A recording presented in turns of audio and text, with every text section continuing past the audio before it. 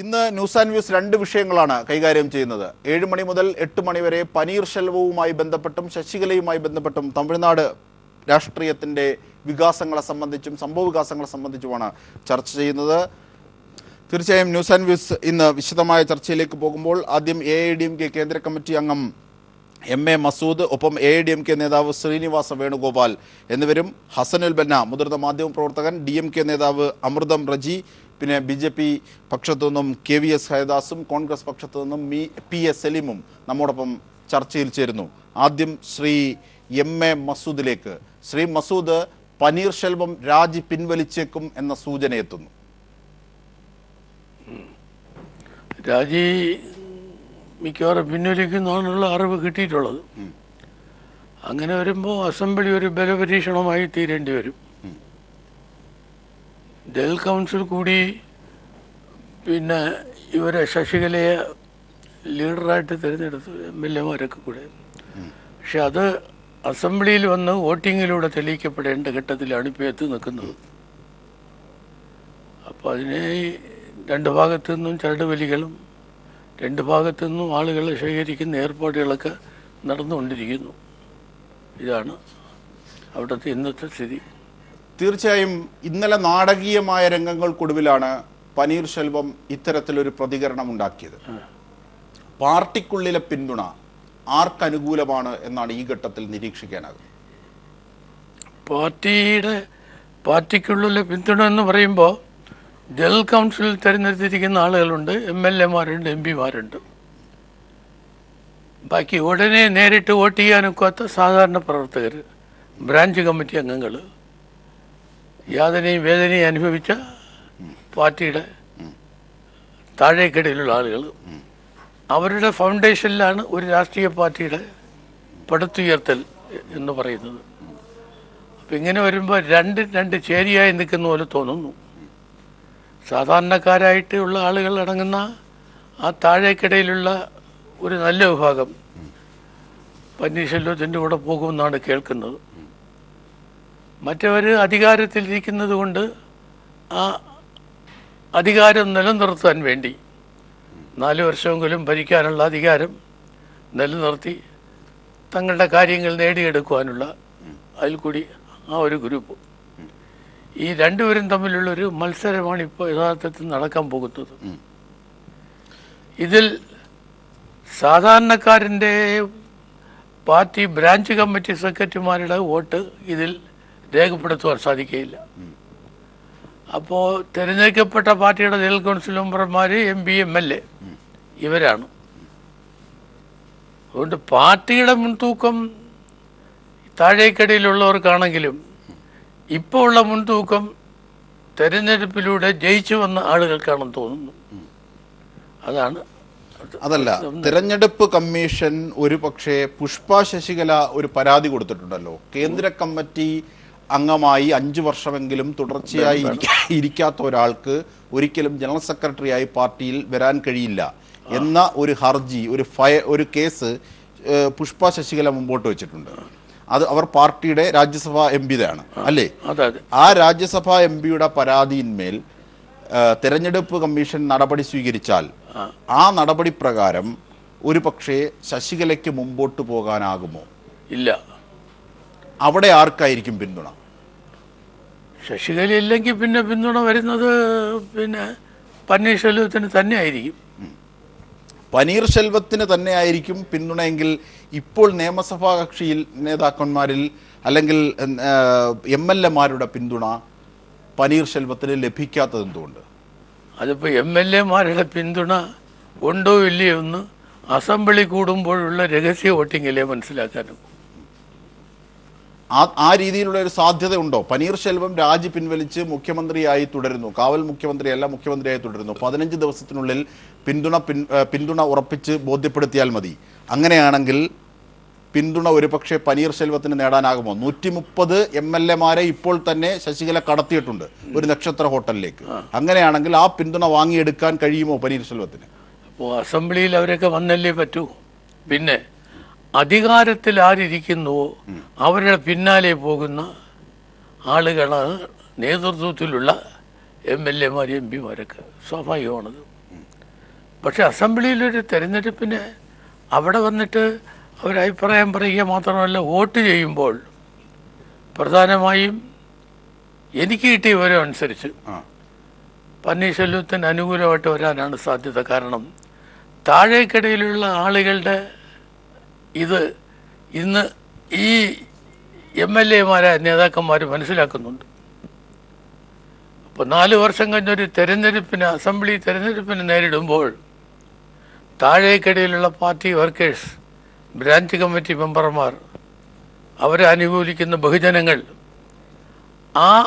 അവരുടെ വോട്ട് കൂടി ഉണ്ടെങ്കിൽ മാത്രമേ ഈ പാർട്ടിക്ക് വീണ്ടും അധികാരത്തിലെത്തുവാൻ സാധിക്കുകയുള്ളൂ. അതാണ് ഇതിനകത്തുള്ളൊരു പ്രത്യേകത. തീർച്ചയായും ശ്രീ KVS ഹരിദാസ്, ഒരുപക്ഷെ BJP എന്താണ് അവിടെ കാത്തിരിക്കുന്നത്? പനീർശെൽവത്തിനാണോ ശശികലയ്ക്കാണോ AIADMK-യിൽ പിന്തുണ കൂടാൻ സാധ്യത? അങ്ങനെയാണെങ്കിൽ അവരെ പിടിക്കാം. ശശികലയ്ക്ക് ഇപ്പോൾ വേണ്ട അനുകൂല ഭാവങ്ങൾ നൽകാം, അല്ലെങ്കിൽ പനീർശെൽവത്തിന് വേറൊരു രീതിയിൽ പിന്തുണ നൽകാം. ഈ രീതിയിലെ വലിയ ടാക്ടിക്സ് ആണ് BJP കളിക്കുന്നത് എന്നൊരാരോപണമുണ്ട്.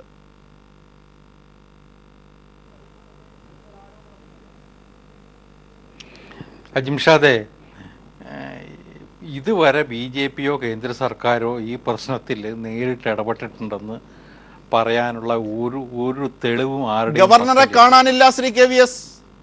വേണമെങ്കിൽ BJP-ക്ക് ഞാൻ പറഞ്ഞു വരട്ടെ ഗവർണർ ചെന്നൈക്ക് എത്തിയിട്ടില്ല എന്നുള്ളൊരു വസ്തുതയാണ്. പനീർശെൽവം രാജിക്കത്ത് കൊടുത്തു, അത് സ്വീകരിച്ചു. അദ്ദേഹത്തിനോട് അണ്ടിൽ ഫർദർ ഓർഡേഴ്സ് അല്ലെങ്കിൽ ഫർദർ ഡെവലപ്മെന്റ് ഉണ്ടാകുന്നത് വരെ, പുതിയ മന്ത്രിസഭ ഉണ്ടാകുന്നതുവരെ തുടരാനായിട്ട് അനുവദിച്ചു. അതിനുശേഷമാണ് ഇന്നലെയും ഇന്നുമായിട്ട് പനീർശെൽവം ഒരു പുതിയ നിലപാടെടുത്തത്. എന്നെ കൊണ്ട് നിർബന്ധിച്ച് രാജിവെപ്പിക്കുകയായിരുന്നു. ഞാൻ ആ രാജി പിൻവലിക്കുന്നതിനെ കുറിച്ച് ചിന്തിക്കുന്നു, അതിന് തയ്യാറാകും. അപ്പോൾ സ്വാഭാവികമായിട്ടൊരു പുതിയ പ്രതിസന്ധി അവിടെ ഉടലെടുത്ത് കഴിഞ്ഞിരിക്കുന്നു. ആ പ്രതിസന്ധിയെ എങ്ങനെ തരണം ചെയ്യണം, എങ്ങനെ ഡീല് ചെയ്യണം എന്നുള്ളത് ഗവർണർ തന്നെ തീരുമാനിക്കേണ്ട പ്രശ്നമാണ്. അതിനകത്ത് പൊളിറ്റിക്കൽ പാർട്ടീസിനൊന്നും ഒരു റോളും വരാനില്ല. പിന്നെ ആകെപ്പാടെയുള്ള ഒരു സാങ്കേതിക പ്രശ്നം വേണമെങ്കിൽ ചൂണ്ടിക്കാണിക്കാവുന്നത്, ശശികലയെ നേതാവായിട്ട് തിരഞ്ഞെടുത്തിട്ട് 2-3 ദിവസമായി. എന്തുകൊണ്ട് അവരെ സത്യപ്രതിജ്ഞ ചെയ്യിച്ചിട്ടില്ല എന്നൊരു പ്രശ്നം മാത്രമേ ഉള്ളൂ, ഗവർണറുടെ നേർക്ക് വിരൽ ചൂണ്ടാവുന്ന ഒരു പ്രശ്നം. അതിൽ നമ്മൾ കാണേണ്ടത്, ഇതിനിടയ്ക്ക് സുപ്രീം കോടതിയിൽ 2 ഡെവലപ്മെന്റ്സ് ഉണ്ടായിട്ടുണ്ട്. ഒന്ന്, ഈ ശശികലയെ സ്ഥാനമേൽക്കുന്നതിനെതിരായിട്ടുള്ള ഒരു ഹർജി സുപ്രീം കോടതിയിൽ വന്നിരിക്കുന്നു. മറ്റൊന്ന്, ശശികല ഉൾപ്പെട്ടിട്ടുള്ള പഴയ 96 മുതലുള്ള അഴിമതി കേസിൽ വിചാരണ കഴിഞ്ഞു, അല്ലെങ്കിൽ വാദം കഴിഞ്ഞു, ജഡ്ജിമെന്റിന് വേണ്ടി വച്ചിരിക്കുക.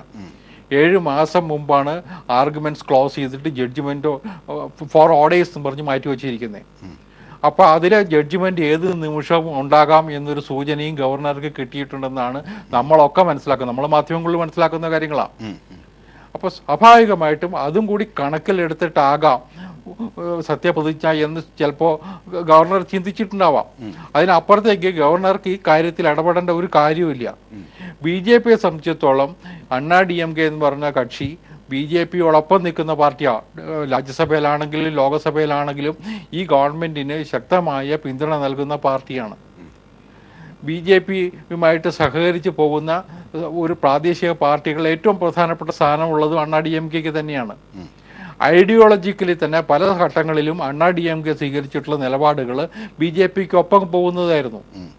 അതുകൊണ്ട് DMK-യെ വിഷമിപ്പിക്കാനോ വേദനിപ്പിക്കാനോ BJP തയ്യാറാവേണ്ട പ്രശ്നമില്ല. പിന്നെ ഒരു ഭരണഘടനാ പ്രതിസന്ധി ഉണ്ടാകുമ്പോൾ നമ്മളൊക്കെ കാണേണ്ടതാണ്. ഉത്തരാഖണ്ഡിലും അരുണാചൽ പ്രദേശിലും ഒക്കെ ഉണ്ടായ പ്രശ്നങ്ങൾ നമ്മൾ കേട്ടോ, അന്ന് പലവട്ടം നമ്മൾ ചർച്ച ചെയ്തതാണ്.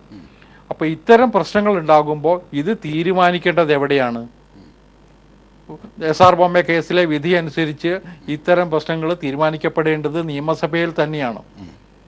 ഇപ്പോൾ ഉണ്ടാകാൻ പോകുന്ന പ്രശ്നം പനീർശെൽവത്തിൻ്റെ പുതിയ പ്രസ്താവന തന്നെയാണ്, ഞാൻ ആ രാജി പിൻവലിക്കാൻ പോകുന്നു എന്നത്.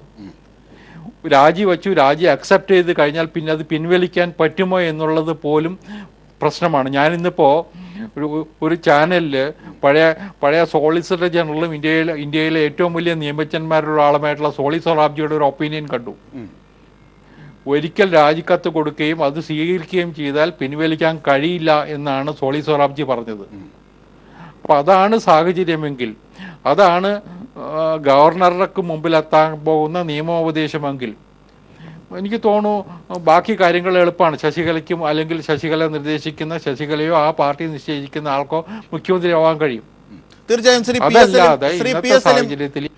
പി എസ് സലിം അങ്ങനെയാണോ കാര്യങ്ങൾ? അതായത് തന്നെ ഭീഷണിപ്പെടുത്തി ശശികലയും മറ്റു സംഘാംഗങ്ങളും ഭീഷണിപ്പെടുത്തിയാണ് ഇത്തരത്തിലൊരു രാജിവെപ്പിക്കാൻ സമ്മർദ്ദത്തിലേക്ക് പോയത്. പക്ഷേ രാജിവെക്കലല്ല എന്നത് എൻ്റെയും എൻ്റെ പാർട്ടിയുടെയും തീരുമാനം. പാർട്ടി നേതാവായിരുന്ന ജയലളിത അവസാനമായി നൽകിയ നിർദ്ദേശവും അങ്ങനെയാണ് എന്ന് ബോധ്യപ്പെടുത്തിയാൽ ഇത്തരത്തിലൊരു നിയമ തടസ്സത്തെ അതിജീവിക്കാനാകുമോ പനീർശെൽവത്തിന്? എങ്ങനെയാണ് തമിഴ്നാട് രാഷ്ട്രീയത്തിൽ ഇപ്പോഴെങ്ങും ഒരു പ്രസക്തിയുമില്ലാത്ത കോൺഗ്രസ് നോക്കിക്കാണുന്നത്? അല്ല നിമിഷാദ്, കോൺഗ്രസിന്റെ പ്രസക്തി അവിടെ നിൽക്കട്ടെ. ഈ ദ്രാവിഡ രാഷ്ട്രീയത്തിന്റെ ഇതുവരെ കാണാത്തൊരു മുഖമാണ് നമ്മളിപ്പോൾ കണ്ടുകൊണ്ടിരിക്കുന്നത്. ഇവിടെ ഈ ശശികലയുടെ തമിഴ്നാട് മുഖ്യമന്ത്രിയായി വരാനുള്ള ഈ ശ്രമത്തിന് ധാർമ്മികമായ ഒട്ടേറെ ചോദ്യങ്ങൾ ഉയർത്തുന്നുണ്ട്. പക്ഷേ പനീർശെൽവത്തിൻ്റെ രാജി, ഇവിടെ ഹരിദാസ് സാർ സൂചിപ്പിച്ചത് വളരെ പ്രസക്തമായ ഒരു കാര്യമാണ്. ഒരു മുഖ്യമന്ത്രി രാജിക്കത്ത് സമർപ്പിക്കുകയും ഗവർണർ അത് സ്വീകരിക്കുകയും ചെയ്താൽ പിന്നീട് ഈ രാജി പിൻവലിക്കാൻ നമ്മുടെ നിലവിലുള്ള ഈ ഒരു ഭരണഘടനാപരമായി നമ്മൾ ഏത് ഈ മാനദണ്ഡം വെച്ച് പരിശോധിച്ചാലും അങ്ങനെ ഒരു സാധ്യത വളരെ സംശയാസ്പദമായ ഒരു കാര്യമാണ്. പക്ഷെ എന്തടിസ്ഥാനത്തിലാണ് പനീർശെൽവം ഞാൻ രാജി പിൻവലിക്കാൻ പോകുന്നു എന്ന് പറഞ്ഞതിൻ്റെ ഒരു അടിസ്ഥാനം നമുക്ക് മനസ്സിലാവുന്നുമില്ല. രണ്ടാമത്തെ കാര്യം, ഈ അതേ സമയം തന്നെ ഉണ്ടാവുന്ന ഇന്ന് ഇലക്ഷൻ കമ്മീഷൻ്റെ തീരുമാനം വന്നിരിക്കുന്നു. ശശികല AIADMKയുടെ ജനറൽ സെക്രട്ടറി സ്ഥാനത്തേക്ക് വന്നത് ആ പാർട്ടിയുടെ ഭരണഘടന അനുസരിച്ച് നിയമവിരുദ്ധമായ ഒരു സ്ഥാനത്തിൻ്റെ ലഭ്യത അവരുടെ മുമ്പിൽ ഇപ്പോൾ ഒരു ചോദ്യചിഹ്നമായി നിൽക്കുകയാണ്. ഇപ്പോൾ സ്വാഭാവികമായും നാളെ ഇപ്പം 130 MLA ശശികലയുടെ ഒപ്പം ഉണ്ടെന്നുള്ള ഒരു അവകാശവാദമാണ് ഇന്ന് ഏറ്റവും ഒടുവിൽ നമ്മൾ മാധ്യമങ്ങളിലൂടെ മനസ്സിലാക്കുന്നത്.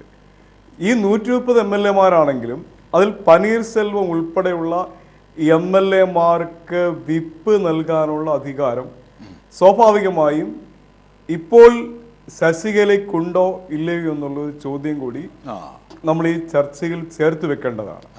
പക്ഷെ ഇതിലൊക്കെ അതീതമായി ഞാൻ ആദ്യം സൂചിപ്പിച്ച ഒരു ധാർമ്മിക പ്രശ്നം, ശശികലയെ പോലെ ഒരാള് എന്ത് രാഷ്ട്രീയ പാരമ്പര്യത്തിന്റെ പിൻബലത്തിലാണ് ഈ ഒരു സ്ഥാനത്തേക്ക് വരാൻ ശ്രമിക്കുന്നത്?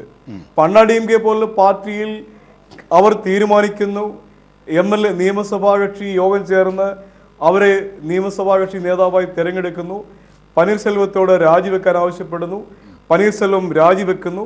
പിന്നെ ഒരു ബോധിവൃക്ഷ തണലിൽ നിന്ന് ബോധോദയം ഉണ്ടായതുപോലെ ഈ ജയലളിതയുടെ സ്മാരകത്തിൻ്റെ മുമ്പിൽ ധ്യാനിച്ചിരുന്നതിന് ശേഷം അമ്മയുടെ ആത്മാവ് എന്നോട് രാജി പിൻവലിക്കാൻ പറഞ്ഞു എന്ന് പറയുന്നത് പനീർശെൽവം നിലപാട് മാറ്റുന്നു. ദ്രാവിഡ രാഷ്ട്രീയത്തിൽ നമ്മൾ ഒട്ടേറെ നാടകീയമായ സംഭവ വികാസങ്ങൾക്ക് തമിഴ്നാട് രാഷ്ട്രീയം സാക്ഷ്യം വഹിച്ചിട്ടുണ്ട്. പ്രത്യേകിച്ച് MGRന്റെ മരണശേഷം ജയലളിത മുഖ്യമന്ത്രി സ്ഥാനത്തേക്കുള്ള വരവ് പോലും ഒരുപാട് പീഡനങ്ങൾക്കും ഒരുപാട് അവഗണനകൾക്കും അപമാനങ്ങൾക്കും ശേഷമാണ് ജയലളിത മുഖ്യമന്ത്രിയുമായി തിരിച്ചെത്തിയത്. പക്ഷേ ജയലളിതയാണെങ്കിലും MG രാമേന്ദ്രനാണെങ്കിലും അവർക്കൊരു ജനകീയമായ അടിത്തറ ഉണ്ടായിരുന്നു. തമിഴ് ജനതയുടെ മനസ്സിൽ അവർക്കൊരു സ്വീകാര്യത ഉണ്ടായിരുന്നു. ശശികലയ്ക്ക് അത്തരം ഒരു സ്വീകാര്യതകളൊന്നും ഇല്ലാത്ത സാഹചര്യത്തിലാണ് പനീർശെൽവത്തെ പോലെ ഒരു കമ്പാരിറ്റീവ്ലി വളരെ വീക്കായ ഒരു രാഷ്ട്രീയ നേതാവ്, പലപ്പോഴും കാവൽ മുഖ്യമന്ത്രിയായി പകരം മുഖ്യമന്ത്രിയായി തമിഴ്നാട് രാഷ്ട്രീയത്തിൽ സൈഡ് ലൈൻ ചെയ്യപ്പെട്ട ഒരു നേതാവ് പോലും ശശികലയെ പോലെ ഇപ്പോൾ AIADMKയിൽ ഫോർ ദി ടൈം ബീങ് പവർഫുള്ളായ ഒരു നേതാവിനെതിരെ നിലപാട് സ്വീകരിച്ചു. തീർച്ചയായും AIADMK നേതാവ് ശ്രീ PS എമ്പരാം, AIADMK നേതാവ് ശ്രീനിവാസ വേണുഗോപാൽ കൂടി നമ്മോടൊപ്പം ചേരുകയാണ്. ശ്രീനിവാസ വേണുഗോപാൽ, അതായത് മധുസൂദനനെ ആയിരുന്നു പാർട്ടി ജനറൽ സെക്രട്ടറിയായി ജയലളിത നിശ്ചയിച്ചിരുന്നത്. തന്നെ മുഖ്യമന്ത്രിയുമായും തുടരാനായിരുന്നു ജയലളിത നിശ്ചയിച്ചിരുന്നത്. ജയലളിതയുടെ ആഗ്രഹത്തിന് വിരുദ്ധമായി ശശികലയ്ക്കുള്ള പ്രസക്തി എന്ത്? പറഞ്ഞോളൂ. ഇവിടെ ശശികലയുടെ പ്രസക്തിയെ കുറിച്ചല്ലല്ലോ, നമ്മുടെ പുതിയതായി ഉയർന്നു വന്ന രാഷ്ട്രീയ സാഹചര്യം മനസ്സിലാക്കിയിട്ട് ആനന്ദാവിടെ മുന്നേറ്റ ഘടകത്തിനൊരു രാഷ്ട്രീയ ചരിത്രമുണ്ട്. എംജിആർ ഉണ്ടാക്കിയ പാർട്ടിയാണ്. അത് കഴിഞ്ഞിട്ട് ജയലളിത അമ്മയുടെ കയ്യിലേക്ക് വന്നു. ഈ ജയലളിത അമ്മയുടെ 2 പ്രതിസന്ധി ഘട്ടങ്ങളിൽ പോലും പന്നീർശെൽവത്തിനെയാണ് അമ്മ മുഖ്യമന്ത്രിയായി നിർദ്ദേശിച്ചത്. അപ്പൊ നമ്മളത് പന്നീർശെൽവത്തിനുള്ള അല്ലെങ്കിൽ അമ്മയ്ക്ക് പന്നീർശെൽവത്തിനുള്ള വിശ്വാസമാണ് അത് കാണിച്ചത്. ഇവിടെ ശശികലയെ സംബന്ധിച്ച് തമിഴ്നാട്ടിലെ പൊതുവെ ഉയർന്നു വന്നിട്ടുള്ള ഒരു ആരോപണം ശശികല എന്നാണ്. സാധാരണപ്പെട്ട ആൾക്കാർ പോലും കേൾക്കുന്നത് ശശികല എന്നാണ്. ആ ഒരു സാഹചര്യത്തിലായിരിക്കണം എനിക്ക് തോന്നുന്നത് തമിഴ്നാടിന്റെ പൊതുവികാരം മനസ്സിലാക്കിക്കൊണ്ടായിരിക്കണം പന്നീർശെൽവം ഇപ്പൊ ഇങ്ങനെ ഒരു നീക്കം തുടങ്ങിയത്. അല്ല, ആ രീതിയിലൊരു നീക്കത്തിന് പ്രസക്തിയില്ല ഇപ്പോൾ. പനീർശെൽവത്തിന് പാർട്ടിയിലും ജനങ്ങളുടെ ഇടയിലും പിന്തുണയും, മറിച്ച് MLA-മാരുടെ പിന്തുണ ശശികലയ്ക്കുമെന്ന് എന്നുമാണ് അറിയുന്നത്. ഇല്ല, അതെ, നമ്മളിപ്പോ ഈ സുപ്രീം കോടതിയുടെ വിധി വരുന്നവരെ ഒന്ന് വെയിറ്റ് ചെയ്യാന്നുള്ളതാണ്. MLA-മാരെ അത് ഇപ്പോ താൽക്കാലികമായി നിൽക്കുന്നതേ ഉള്ളൂ. ഇതേപോലെ അവസരങ്ങൾ നേരത്തെ മണ്ണാടി എനിക്ക് നേരിട്ടിട്ടുണ്ട്. ഞാൻ മനസ്സിലാക്കുന്നത് ആ MLA-മാരെല്ലാം സുപ്രീം കോടതിയുടെ വിധി വന്നു കഴിഞ്ഞാൽ പന്നീർശെൽവത്തിന്റെ പുറകിൽ അണിനിരക്കുമെന്നാണ്. അതായത് പനീർശെൽവം ഇപ്പോൾ രാജി പിൻവലിച്ചാൽ, ആ പിൻവലിക്കുന്നതിന് മറ്റ് നിയമപരമായ തടസ്സങ്ങളില്ല എങ്കിൽ രാജി പിൻവലിച്ച് മുഖ്യമന്ത്രിയായി തുടർന്നാൽ ഒരുപക്ഷെ 15 ദിവസത്തിനുള്ളിൽ മറ്റ് വിധിയെത്തും ശശികലയ്ക്കെതിരായി. അങ്ങനെ വിധിയെത്തിയാൽ അത് പനീർശെൽവത്തിന് അനുകൂലമാകും കാര്യങ്ങൾ. ഇതാണോ നിങ്ങൾ കരുതുന്നത്? തീർച്ചയായും. ശ്രീനിവാസ വേണുഗോപാൽ തുടരൂ. തീർച്ചയായും KVS-ലേക്ക്. KVS, BJP-യുടെ തന്ത്രത്തെ സംബന്ധിച്ച് പൊതുവെ വിലയിരുത്തുന്നത് ഇങ്ങനെയാണ്. അതായത് മരണസമയത്ത് ശശികലയുടെ മുമ്പിലെത്തുകയും ശശികലയുടെ തലയിൽ തലോടുകയും ചെയ്യുകയും പനീർശെൽവത്തിന് മാത്രം പ്രധാനമന്ത്രിയെ കാണാൻ അനുമതി നൽകുകയും ചെയ്ത ഒരു തന്ത്രമുണ്ട് BJP പയറ്റിയത്. അതായത് ഗൗഡർ സമുദായത്തെയും തേവർ സമുദായത്തിലെയും ഉള്ള ഭിന്നതകളെ പരമാവധി ഉപയോഗിക്കുകയും അത്തരത്തിൽ സാമുദായിക സമവാക്യങ്ങൾ തങ്ങൾക്ക് അനുകൂലമാക്കുക. പൊൻ രാധാകൃഷ്ണൻ മാത്രമായി പ്രതിനിധികൾ ഒതുങ്ങരുത് തമിഴ്നാട്ടിൽ നിന്നും. പല വിധത്തിലുള്ള പ്രതിസന്ധികൾ എത്തുമ്പോൾ അത്തരത്തിൽ BJP-യുടെ അംഗങ്ങളെ കൂട്ടണം. ഇതിന് സാമുദായികമായ സമവാക്യങ്ങളെ ആക്രമിക്കേണ്ടതുണ്ട്. ഈ രീതിയാണ് BJP അവിടെ പയറ്റുന്നത് എന്നാണ് പൊതുവെ വിലയിരുത്തുന്നത്.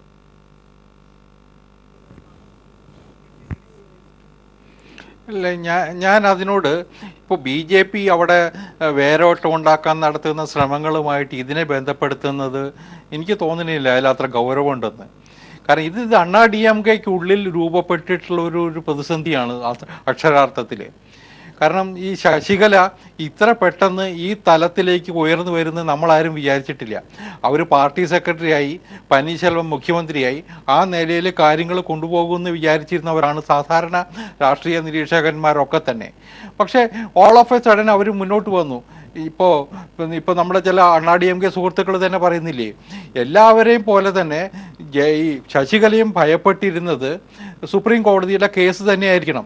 അപ്പോൾ സുപ്രീം കോടതിയിലെ കേസിൻ്റെ വിധി വരുന്ന സമയത്ത് താൻ മുഖ്യമന്ത്രി കസേരയിൽ ഇരുന്നാൽ ചിലപ്പോൾ ഒരു പക്ഷേ ആ കേസിന് എന്തെങ്കിലും സഹായകരമാവുമെന്ന് അങ്ങനെ തെറ്റിദ്ധരിച്ചിട്ടുണ്ടാവാമെന്നാണ് ഞാൻ വിലയിരുത്തുന്നത്. അതിനപ്പുറത്തേക്കൊരു കാരണം ഇത്ര പെട്ടെന്ന് ഈ കസേരയിലേക്ക് വരാൻ വേണ്ടിയിട്ടുള്ള സാധ്യതകൾ ഞാൻ കാണുന്നില്ല.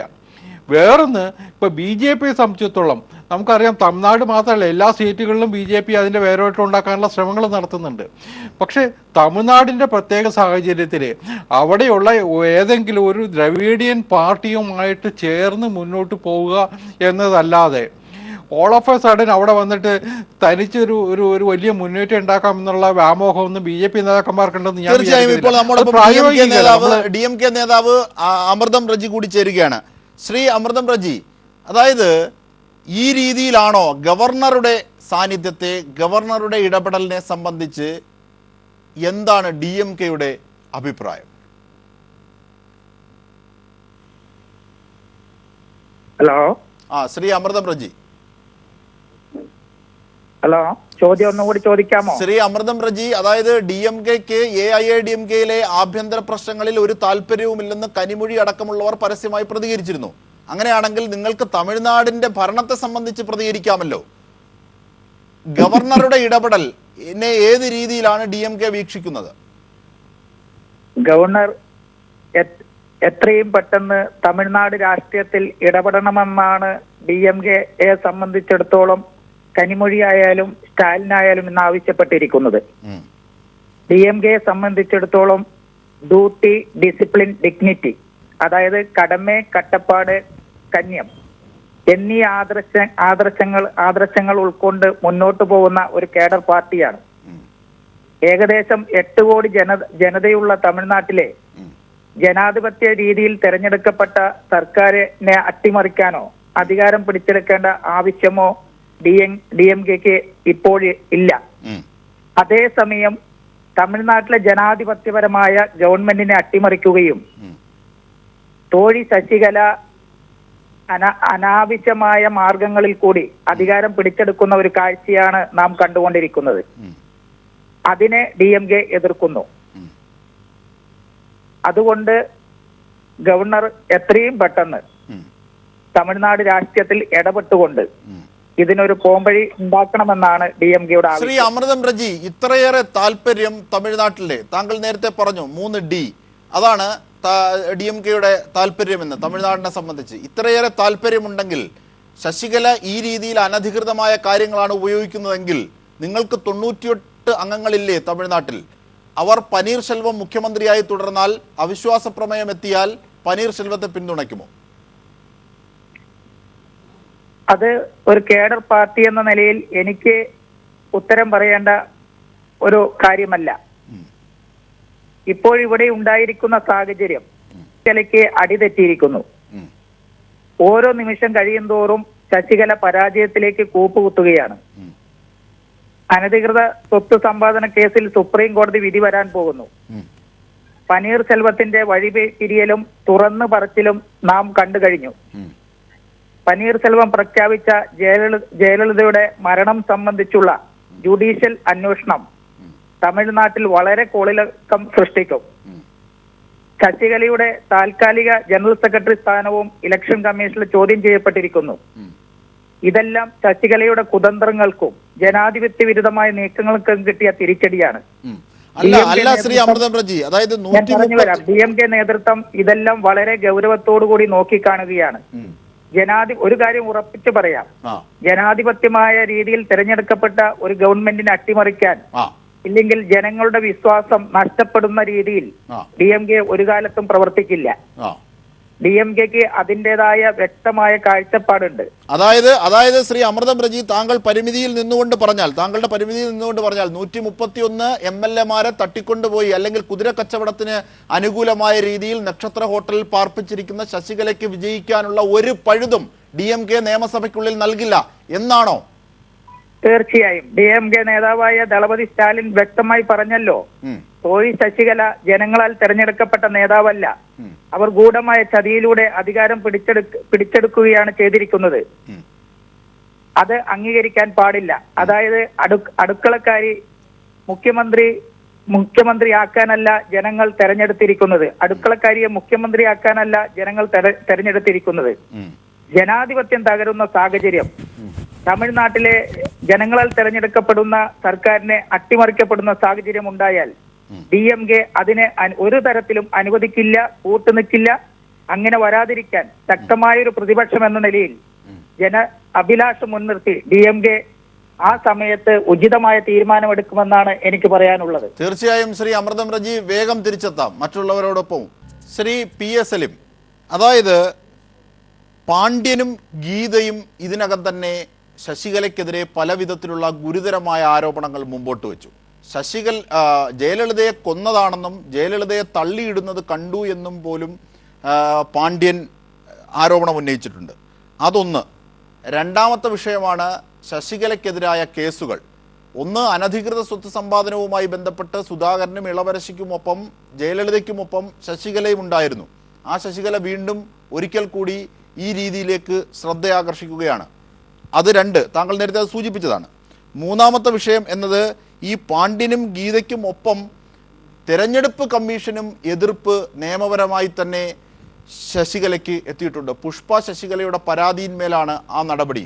അങ്ങനെയാണെങ്കിൽ ശശികലയ്ക്ക് കടക്കാനുള്ള കടമ്പകൾ ഒട്ടനവധിയാണ്. അല്ല, അജിംഷാദ് പറഞ്ഞത് 100% ശരിയാണ്. ശശികലയുടെ മുമ്പിൽ പ്രത്യേകിച്ചും ഒരു അധികാരദാഹം കൊണ്ട് വളരെ പെട്ടെന്ന് തമിഴ്നാടിൻ്റെ മുഖ്യമന്ത്രിയാകാനുള്ള മോഹവുമായി വന്ന ശശികലയുടെ നീക്കങ്ങൾക്ക് ഒരുപക്ഷെ കാലം നൽകുന്ന ഒരു തിരിച്ചടിയായി നമുക്കിതിനെ കാണേണ്ടി വരും. ഏറ്റവും പ്രധാനപ്പെട്ട കാര്യം ഇതൊരു ഒരു ഫെയർ വേ അവർ സ്വീകരിച്ചില്ല എന്നുള്ളതാണ് ഏറ്റവും ദുഃഖകരമായ ഒരു യാഥാർത്ഥ്യം. അവരുടെ ആകെയുള്ള ഒരു ഇൻവെസ്റ്റ്മെൻറ്റ് ജയലളിതയുമായി ഇണങ്ങിയും പിണങ്ങിയുമുള്ള അവരുടെ ഒരു ദീർഘകാല ബന്ധത്തിൻ്റെ പിൻബലത്തിലാണ് വളരെ പെട്ടെന്ന് ADMK പോലെയുള്ള ദ്രാവിഡ രാഷ്ട്രീയം നിയന്ത്രിച്ചിരുന്ന ഒരുപക്ഷെ ഇനിയും അനന്തമായ സാധ്യതകളുള്ള ഒരു രാഷ്ട്രീയ പ്രസ്ഥാനത്തെ കയ്യിൽ നിർത്തി അധികാരത്തിലിരുന്ന ഒരു പനീർസെൽവം ഒരു എലക്റ്റഡ് ചീഫ് മിനിസ്റ്ററാണ്. നിയമസഭയിൽ തെരഞ്ഞെടുക്കപ്പെട്ടയാള്, പലപ്പോഴും ജയലളിത തന്നെ മുഖ്യമന്ത്രി സ്ഥാനത്തേക്ക് നിർദ്ദേശിക്കപ്പെട്ടയാള്, DMKയുടെ MLA-മാര് അംഗീകരിച്ച ഒരു ജനനേതാവ് മുഖ്യമന്ത്രി ആയിരിക്കുമ്പോൾ വളരെ പെട്ടെന്ന് ഒരു രാഷ്ട്രീയ സംഭവ വികാസങ്ങൾക്ക് ഉണ്ടാവേണ്ട ഒരു പശ്ചാത്തലവുമില്ലാതെ മുഖ്യമന്ത്രിയായി വരാൻ DMKയുടെ നിയമസഭാ കക്ഷി യോഗം വിളിച്ചുകൂട്ടി പനീർസെൽവത്തോട് രാജിവെക്കാൻ പറയുകയും നിയമസഭാ കക്ഷി നേതാവായി തിരഞ്ഞെടുക്കപ്പെടുകയും ചെയ്ത ആ ഒരു സമീപനവും ആ ഒരു രീതിയും അത് തീർച്ചയായും ചോദ്യം ചെയ്യപ്പെടേണ്ടതാണ്. പക്ഷേ രണ്ടാമത്തെ പ്രശ്നം, ഇവിടെ നേരത്തെ KVS ഹരിദാസ് ഇത് BJPയുടെ ഈ തമിഴ്നാട് രാഷ്ട്രീയത്തിൽ BJP ഒരു നിഷ്കളങ്കമായ മനസ്സുമായി നിൽക്കുന്നു എന്ന രീതിയിലുള്ള ഒരു വാദം ഈ ചർച്ചയിൽ ഉന്നയിക്കുണ്ടായി. ഞാനത് ഡിസ്പ്യൂട്ട് ചെയ്യുന്നില്ല. അല്ല, അതിനകത്താണ് എൻ്റെ അടുത്ത ചോദ്യം എത്തുന്നത്. അതായത് 131 MLA-മാരുമായി ശശികല ഈ രീതിയിലേക്ക് തെരഞ്ഞെടുപ്പ് കമ്മീഷന്റെ വരെ എതിർപ്പുള്ള ശശികല 131 MLA-മാരെ നക്ഷത്ര ഹോട്ടലിലേക്ക് മാറ്റിപ്പാർപ്പിച്ചിരിക്കുന്നു. ഒരു കുതിര കച്ചവടത്തിനുള്ള എല്ലാ സാധ്യതകളും സാഹചര്യവും കൂടെ ഒരുങ്ങിയിരിക്കുന്നു. ആ ഘട്ടത്തിൽ ഗവർണറുടെ ഇടപെടലുകൾ ഇല്ല എന്ന് മാത്രമല്ല, ഗവർണറെ ആ സംസ്ഥാനത്തിലെങ്ങും കാണാനില്ല. ഈ രീതിയിലേക്കും വാർത്ത വരുന്നു. അവിടെ BJPയുടെ നിഷ്കളങ്കമാണ് എന്ന് കോൺഗ്രസ് വിലയിരുത്തുന്നുണ്ടോ? ഇല്ല, ഞാൻ വളരെ കൃത്യമായിട്ട് തന്നെയാണ് പറഞ്ഞത്. തമിഴ്നാട് ഗവർണർ വളരെ കൃത്യമായി രാഷ്ട്രീയം കളിക്കുന്നു എന്ന് ആരെങ്കിലും ആരോപിച്ചാൽ നമുക്കതിനെ ഡിഫെൻഡ് ചെയ്യാൻ ഒരുപാട് വിയർപ്പൊഴുക്കേണ്ടി വരുന്ന ഒരു സാഹചര്യം അവിടെയുണ്ട്. ഇപ്പം വളരെ സിമ്പിളാണ്. ഇപ്പം DMK തീരുമാനിക്കേണ്ടത് ഒരു സുപ്രീം കോടതി വിധിയുടെ സാധ്യതയുടെ മുൾമുനയിൽ നിൽക്കുന്ന ഒരാളെ മുഖ്യമന്ത്രി സ്ഥാനത്തേക്ക് കൊണ്ടുവരണോ വേണ്ടയോ എന്ന് തീരുമാനിക്കേണ്ടത് DMK ആയിരുന്നു. അല്ലെങ്കിൽ അങ്ങനെ ഒരു തീരുമാനം ആ പാർട്ടിയിൽ അടിച്ചേൽപ്പിച്ച ശശികലയായിരുന്നു അങ്ങനെ തീരുമാനമെടുക്കേണ്ടിയിരുന്നത്. പക്ഷേ ഗവർണർ സ്വീകരിച്ച നിലപാടെന്താണ്? ഒന്ന്, ഗവർണർ ചെന്നൈയിലേക്ക് വരുന്നില്ല. രണ്ട്, ഗവർണർ നിയമസഭയിൽ ഭൂരിപക്ഷമുള്ള ഒരു നിയമസഭാ കക്ഷി നേതാവായി തിരഞ്ഞെടുക്കപ്പെട്ട ശശികലയെ മുഖ്യമന്ത്രിയായി സത്യപ്രതിജ്ഞ ചെയ്യാനുള്ള ഒരു തീരുമാനം പ്രഖ്യാപിക്കുന്നില്ല. ഇപ്പം നമുക്ക് വേണമെങ്കിൽ ഗവർണറെ ഈ വിവാദങ്ങളിൽ നിന്നെല്ലാം മാറ്റി നിർത്തി ഒരു കാര്യം നമുക്ക് ചർച്ച ചെയ്യാം. കാരണം ഇപ്പം സുപ്രീം കോടതി വിധി വരാനിരിക്കുന്നേ ഉള്ളൂ. ഇപ്പം ഫോർ ദ ടൈം ബീയിങ് ശശികലയ്ക്ക് വേണമെങ്കിൽ നിയമസഭാ കക്ഷിയിൽ ഭൂരിപക്ഷമുള്ളത് കൊണ്ട് മുഖ്യമന്ത്രിയായി വരുന്നതിന് ഭരണഘടനാപരമായി നിയമപരമായി തടസ്സമില്ല. അതിൻ്റെ ധാർമ്മിക വശങ്ങൾ അത് മറ്റു. പക്ഷേ പലപ്പോഴും ഗവർണർമാർ ഇത്തരം ഈ ധാർമ്മികമായ മാനങ്ങൾ, ഇത്തരം തീരുമാനങ്ങൾ അവരെ സ്വാധീനിക്കാറില്ല. കാരണം അതിലൊരു ജുഡീഷ്യൽ മൈൻഡ് ഈ ഗവർണർമാർ അപ്ലൈ ചെയ്യേണ്ടതുണ്ട്. ഇപ്പോൾ സുപ്രീം കോടതി വിധി വരുന്നതല്ലേ ഉള്ളൂ. അപ്പോൾ സുപ്രീം കോടതി വിധി വരാൻ പോകുന്നു. ആ വിധിയുടെ ഒരു കണ്ടന്റ് എന്താണെന്ന് നമുക്ക് പ്രഡിക്റ്റ് ചെയ്യാം. കാരണം because it's A judicial process. പക്ഷെ ഇവിടെ തമിഴ്നാട് ഗവർണർ അല്ലെങ്കിൽ ഈ 133 MLA-മാരെ ഒരു പഞ്ചനക്ഷത്ര ഹോട്ടലിൽ താമസിപ്പിച്ച് ഇവിടെ അജിംഷാദ് സൂചിപ്പിച്ചതുപോലെ ഒരു കുതിരക്കച്ചവടത്തിന് തമിഴ് രാഷ്ട്രീയം വേദിയാവുമ്പോൾ വളരെ നിർവികാരമായി നിസ്സഹായമായി ഒരു ഗവർണർ കൈയും കെട്ടി നോക്കി നിൽക്കുന്നുണ്ടെങ്കിൽ ആ ഗവർണറുടെ ഇത്തരം സമീപനങ്ങൾക്ക് പിന്നിൽ BJPയുടെ ഒരു രാഷ്ട്രീയം ഉണ്ടോ ഇല്ലയോ എന്നുള്ളത് ഈ വരാൻ പോകുന്ന ദിവസങ്ങളിൽ സംശയിക്കേണ്ടിയിരിക്കുന്നു എന്ന് തന്നെ PSLM പറയുന്നു. തീർച്ചയായും ന്യൂസ് ആൻഡ് വ്യൂസ് ചർച്ചയിലേക്ക് പോകുമ്പോൾ ശ്രീ KVS ഹരിദാസ്, ഈ രീതിയിലേക്കുള്ള ഒരു നിഴൽ BJPക്ക് മേലുണ്ട്. BJPയുടെ ഇടപെടൽ അവിടെ വ്യക്തത കുറവോടുകൂടി നിൽക്കുന്നു.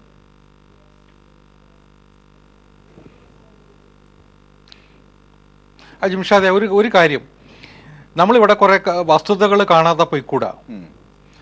അണ്ണാ DMKയുടെ ജനറൽ സെക്രട്ടറിയാണ്, നിയമപ്രകാരം തിരഞ്ഞെടുക്കപ്പെട്ട ജനറൽ സെക്രട്ടറിയാണ് ശശികല, നമുക്കൊക്കെ അറിയാം. അതിനകത്തെ സാങ്കേതിക പ്രശ്നം കലക്ഷൻ കമ്മീഷനോ കോടതിയോ തീരുമാനിക്കേണ്ടതാണ്. ഇപ്പോഴത്തെ നിലയ്ക്ക് അവരാണ് ജനറൽ സെക്രട്ടറി. അവരെയാണ് നിയമസഭാ കക്ഷി യോഗം ചേർന്നിട്ട് നേതാവായിട്ട് തെരഞ്ഞെടുത്തത്.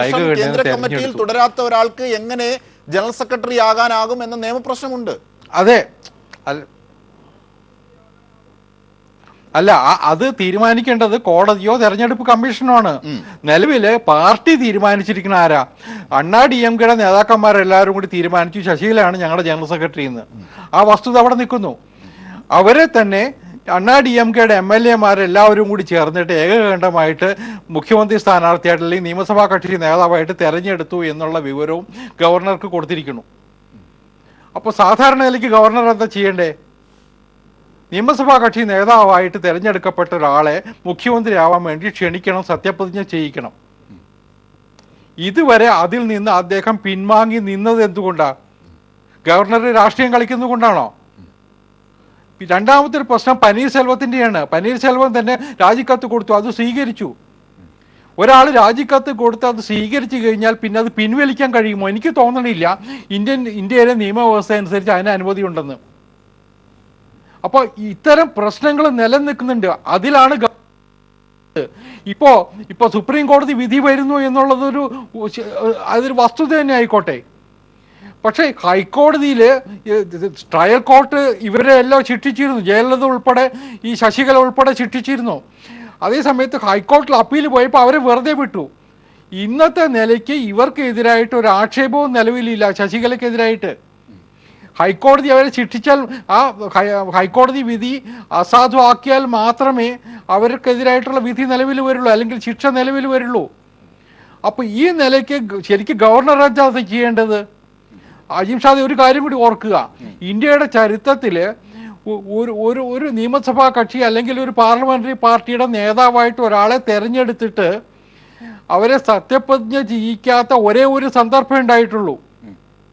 അത് സോണിയാഗാന്ധിയുടെ കേസിലാണ്. APJ അബ്ദുൽ കലാം 2004 പറഞ്ഞു എനിക്ക് ഇവരെ സത്യപ്രതിജ്ഞ ചെയ്യിക്കാൻ പറ്റൂല എന്ന്. നമ്മുടെ മുമ്പിലുണ്ടായ ചരിത്രം.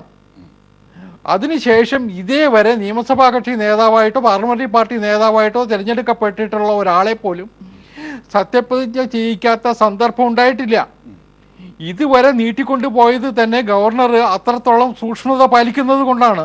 അല്ലെങ്കിൽ അദ്ദേഹത്തിന് വേണമെങ്കിൽ വിളിച്ച് സത്യപ്രതിജ്ഞ BJPക്ക് അതിനകത്ത് ഇൻട്രസ്റ്റ് ഉണ്ടെങ്കിൽ, പൊളിറ്റിക്കൽ ഇൻട്രസ്റ്റ് ഉണ്ടെങ്കിൽ എന്തുകൊണ്ട് ഈ ശശികലയെ വിളിച്ച് സത്യപ്രതിജ്ഞ ചെയ്യിച്ചുകൂടായിരുന്നു?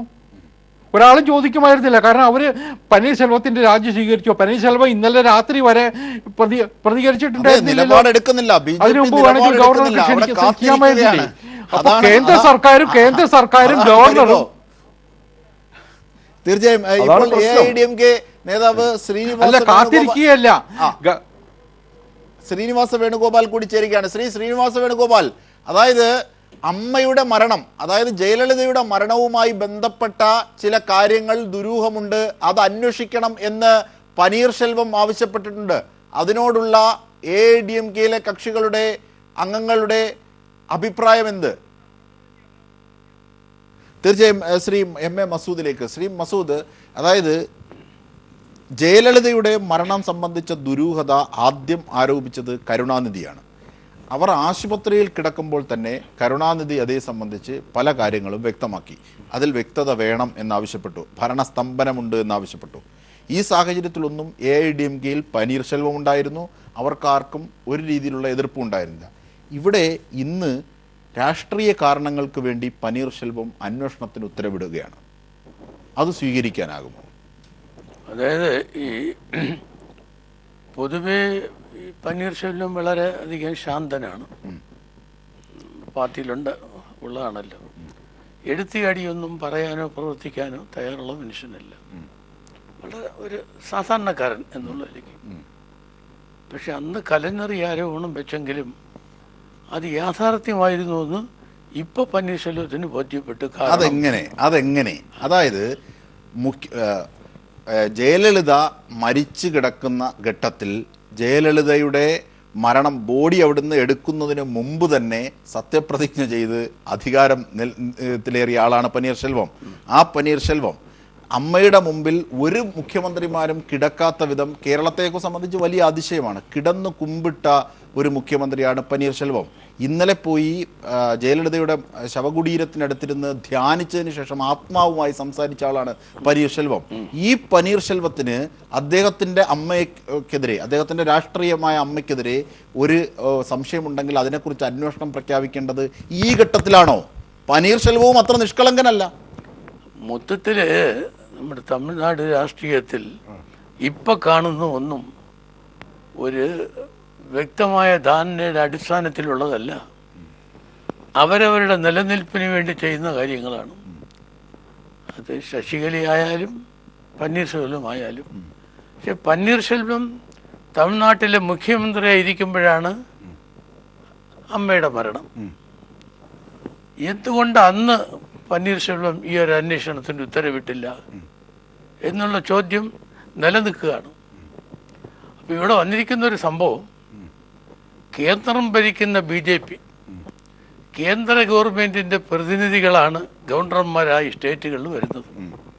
ആരായാലും അങ്ങനെ വരുമ്പോൾ ഈ തമിഴ്നാട്ടിലെ ഈ രാഷ്ട്രീയ പ്രശ്നത്തിൽ മുഖ്യമന്ത്രി സ്ഥാനമായാലും അല്ലെങ്കിൽ ഏതായാലും എന്തുകൊണ്ട് കേന്ദ്ര ഗവൺമെൻറ് നേരിട്ട് ഇടപെടുന്നില്ല എന്ന പരിഭവമുണ്ട് നിങ്ങൾക്ക്? അതെ, അത് പല സ്ഥലത്തും പിന്നെ പല സ്റ്റേറ്റുകളിലും കളികളും കള്ളക്കളികളും നടത്തിയിട്ടുണ്ട് കേന്ദ്രം ഭരിച്ചിരുന്ന എല്ലാ കക്ഷികളും.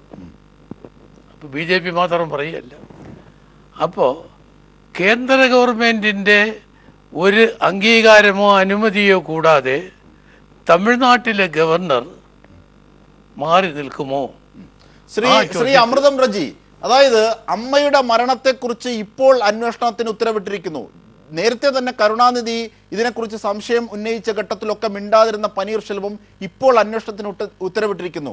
ശശികല അത് അമ്മയെ അപമാനിക്കലാകും എന്ന രീതിയിലേക്ക് രംഗത്തെത്തുകയും ചെയ്തു. എങ്ങനെയാണ് DMK അതേ സംബന്ധിച്ച് കാണുന്നത്? കലഞ്ചർ കരുണാനിധിയും ദളപതി സ്റ്റാലിനും ആവശ്യപ്പെട്ട കാര്യം വളരെ വൈകിയാണെങ്കിലും DMKയുടെ ബഹുമാന്യരായ എല്ലാ നേതാക്കളും അംഗീകരിച്ചുകൊണ്ടിരിക്കുകയാണ്. അതുമാത്രമേ ഈ അവസരത്തിൽ എനിക്ക് പറയാനുള്ളൂ. തീർച്ചയായും KVS, AIADMKയുടെ കേന്ദ്ര കമ്മിറ്റി അംഗം കൂടിയായ മുതിർന്ന നേതാവാണ് ശ്രീ MA മസൂദ്. അദ്ദേഹം പറഞ്ഞിരിക്കുന്നു BJPക്ക് കേന്ദ്ര സർക്കാരിന് ഈ വിഷയങ്ങളിൽ നിന്നും ഒഴിഞ്ഞു മാറാനാകില്ല എന്ന്. AIADMKയിലെ ഒരു വിഭാഗം പ്രവർത്തകർക്കും നേതാക്കന്മാർക്കും എങ്കിലും ആ അഭിപ്രായമുണ്ട്.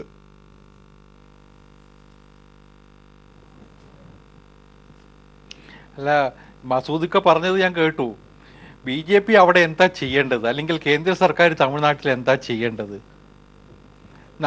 നമ്മളിപ്പോൾ ഇതിനകത്ത് നിസ്സാരവൽക്കരിക്കേണ്ട പ്രശ്നമല്ല. ഗവർണറാണ് ഈ കാര്യത്തിൽ തീരുമാനം എടുക്കേണ്ടത്.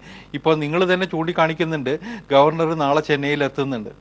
നാളെ വന്നിട്ട് MLA-മാരോട്ട് സംസാരിക്കട്ടെ. ആരുടെ കൂടെയാണ് MLA-മാരെന്ന് അദ്ദേഹത്തിന് ബോധ്യമാവുകയാണെങ്കിൽ ഇപ്പോൾ എൻ്റെ ഒരു വിശ്വാസം, ഞാനിപ്പോഴും പറയുന്നത്, നിയമസഭയിലാണ് ഭൂരിപക്ഷം തെളിയിക്കേണ്ടത് എന്ന കാര്യത്തിൽ തർക്കമില്ല. പനീർശെൽവം രാജിവെച്ച സ്ഥിതിക്ക് ആ കേസ് റീഓപ്പൺ ചെയ്യാൻ പറ്റുമോ ഇല്ലയോ എന്നുള്ളതാണ് ഇപ്പോൾ ഗവർണറുടെ മുമ്പിൽ ആദ്യം ഉണ്ടാകാൻ പോകുന്ന പ്രശ്നം. അതിൽ ഗവർണർ ആരുടെയെങ്കിലും ലീഗൽ ഒപ്പീനിയൻ എടുക്കുമായിരിക്കും. അറ്റോർണി ജനറലിൻ്റെയോ അഡ്വക്കേറ്റ് ജനറലിൻ്റെയോ ഒപ്പീനിയൻ എടുക്കുമായിരിക്കും.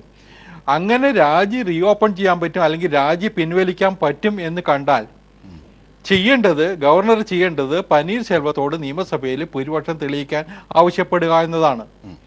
ഇനി അതല്ല എങ്കിൽ അടുത്ത നടപടി ഗവർണർക്ക് ചെയ്യാൻ പറ്റുന്നത് ADMK നിശ്ചയിച്ചിട്ടുള്ള പുതിയ നിയമസഭാ കക്ഷി നേതാവിനെ സത്യപ്രതിജ്ഞ ചെയ്യിക്കുക എന്നത് മാത്രമാണ്.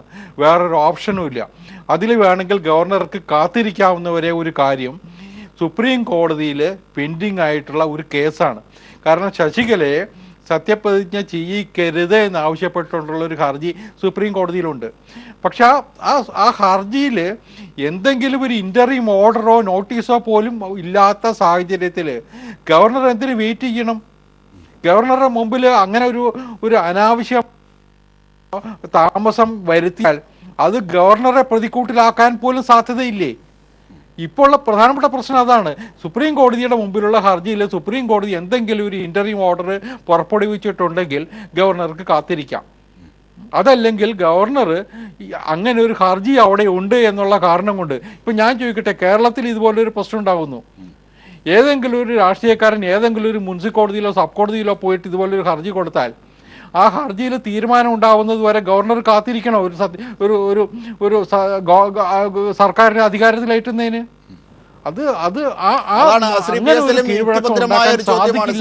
മുമ്പോട്ട് വെച്ചത് ഈ രീതിയിൽ ഒന്നാമത് തമിഴ്നാടിനെ സംബന്ധിച്ച് വലിയ പ്രതിസന്ധിയാണ് ഭരണപരമായി നിലനിൽക്കുന്നത്. ആ ഘട്ടത്തിൽ കൂടിയാണ് ഇത്തരം സാങ്കേതികത്വത്തിന്റെ പേരിൽ ഇഴഞ്ഞു നീങ്ങുന്നത്. അങ്ങനെ ഇഴഞ്ഞു നീങ്ങാൻ ഒരു കാരണവും ഗവർണറുടെ പക്ഷത്തു നിന്നോ കേന്ദ്ര സർക്കാരിന്റെ പക്ഷത്തു നിന്നോ ഉണ്ടായിട്ടില്ല എന്നാണ്.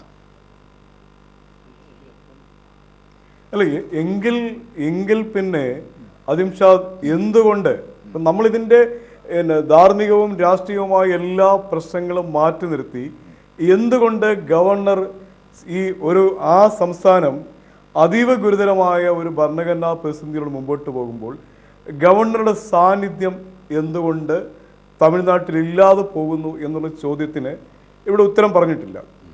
രണ്ടാമത്തെ വിഷയം, ഇതിൽ BJP ഇവിടെ ചോര മണക്കുന്നു എന്നുള്ളതിൻ്റെ ഏറ്റവും വലിയ തെളിവ് ജയലളിത മരിച്ചു കിടക്കുമ്പോൾ ഇന്ത്യൻ പ്രധാനമന്ത്രി ആ ജയലളിതയുടെ ശവസംസ്കാര ചടങ്ങുകളിൽ പങ്കെടുക്കാൻ വന്ന് ഇന്ത്യൻ പ്രധാനമന്ത്രി കണ്ണുനീര് തുടച്ചത് ശശികലയുടെ കണ്ണുനീരാണ്. ശശികല അന്ന് ഈ ശ്രീ നരേന്ദ്രമോദിയുടെ മുമ്പിൽ ശശികല അന്ന് DMKയുടെ നേതാവല്ല, DMKയുടെ നിയമസഭാ കക്ഷിയിൽ അംഗമല്ല, അവർ മുഖ്യമന്ത്രിയുമായി തീരുമാനിച്ച ഒരാളല്ല. പോയസ് ഗാർഡനിലെ 100 കണക്കിന് ആളുകൾ ഒരാൾ എന്നതിനപ്പുറത്ത് ശശികലയ്ക്ക് ആ നിമിഷം ജയലളിത മരിച്ചു കിടക്കുന്ന നിമിഷത്തിൽ എന്ത് രാഷ്ട്രീയ പ്രാധാന്യമുണ്ട്?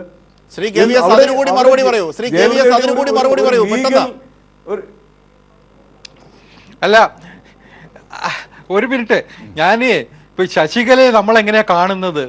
അജിംഷാദെ, ശശികലയെ നമ്മൾ ഇന്നലെ വരെ കണ്ടത് ആരായിട്ടാ? ജയലളിതയുടെ തോഴി, അല്ലെങ്കിൽ ഒരു അടുത്ത സുഹൃത്ത്, ഒരു മരണ സമയത്ത് ഒരു വീട്ടിൽ വരുമ്പോ ഒരാൾ വരുമ്പോ നമ്മൾ ആശ്വസിപ്പിക്കുന്ന ആരെയാ? അവരുടെ ബന്ധുക്കളെയല്ലേ? ആ ബന്ധുത്വത്തിന്റെ പേരിൽ മാത്രമായിരിക്കണം നരേന്ദ്രമോദി അവരെ ആശ്വസിപ്പിക്കാൻ ശ്രമിച്ചത്. അല്ലാതെ ജയലളിതയുടെ മറ്റു ബന്ധുക്കൾ ആരെങ്കിലും അവിടെ ഉണ്ടായിരുന്നു? ആ സമയത്ത് ആരും ഉണ്ടായിരുന്നില്ല. അത് മാത്രമായിരുന്നു. കാരണം അതിനുശേഷമാണ് ഈ ശശികലയുടെ നമ്മൾ കാണുന്നത് തന്നെ. മറ്റു ബന്ധുക്കളെയൊക്കെ അകറ്റി, ദീപ അടക്കമുള്ളവർ. അതായത് അന്വേഷണത്തിന്, അമ്മയുടെ മരണവുമായി ബന്ധപ്പെട്ടതിന് അന്വേഷണത്തെ സംബന്ധിച്ച് ADMKയുടെ നിലപാട്, ഒപ്പം MGR മണ്ഡലവും അമ്മ തേരവിയും ഒക്കെ പിന്തുടരുന്ന ദീപയുടെ സാന്നിധ്യം, ഇതൊക്കെ എങ്ങനെയാണ് തമിഴ്നാട് രാഷ്ട്രീയത്തിൽ വരും ദിവസങ്ങളിൽ കാണുക? അതിപ്പോൾ ഇതിനകത്തുള്ളൊരു പ്രധാന സംഭവം ഞാൻ നേരത്തെ പറഞ്ഞതിനെ ഒന്നുകൂടി ആവർത്തിക്കുന്നു. ഗവർണറുടെ ഈ നിലപാടെന്ന് പറയുന്നത് ജനാധിപത്യ വിരുദ്ധമെന്ന് തോന്നുന്നുവെങ്കിൽ എന്തുകൊണ്ട് കേന്ദ്ര ഗവൺമെൻറ്റിൻ്റെ പ്രതിനിധിയാണ് ഗവർണർ? ആ സ്റ്റേറ്റിൽ ഭരണം നടക്കുന്ന കക്ഷി ചെയ്യുന്ന വിവരക്കേടുകൾ, ലയൻ ഓർഡർ, ഇതിലൊക്കെ തകരാറുകൾ വന്നാൽ അത് കേന്ദ്ര ഗവൺമെൻറ്റിന് റിപ്പോർട്ട് ചെയ്യുന്ന ഒരു ചെറിയ പിയൂൺ ജോലി കൂടെ ഉണ്ട് ആർക്ക്? ഗവർണർക്ക്. അപ്പോൾ ഇത്രയും പ്രശ്നങ്ങൾ വന്നപ്പോൾ ഗവർണർ ഒളിവിപ്പോയി എങ്കിൽ അതിന് മറുപടി നരേന്ദ്രമോദി പറഞ്ഞേ മതി. തീർച്ചയായും മറുപടി നരേന്ദ്രമോദി പറയണം എന്നതിലേക്ക് കൂടി കാര്യങ്ങൾ വികസിക്കുന്നു. ചർച്ചയിൽ പങ്കെടുത്തവർക്കൊക്കെ നന്ദി. ന്യൂസ് ആൻഡ് വ്യൂസ് അടുത്ത അക്കാദമിയിലെ സമരവുമായി ബന്ധപ്പെട്ട വിഷയത്തിലേക്ക് പോകും.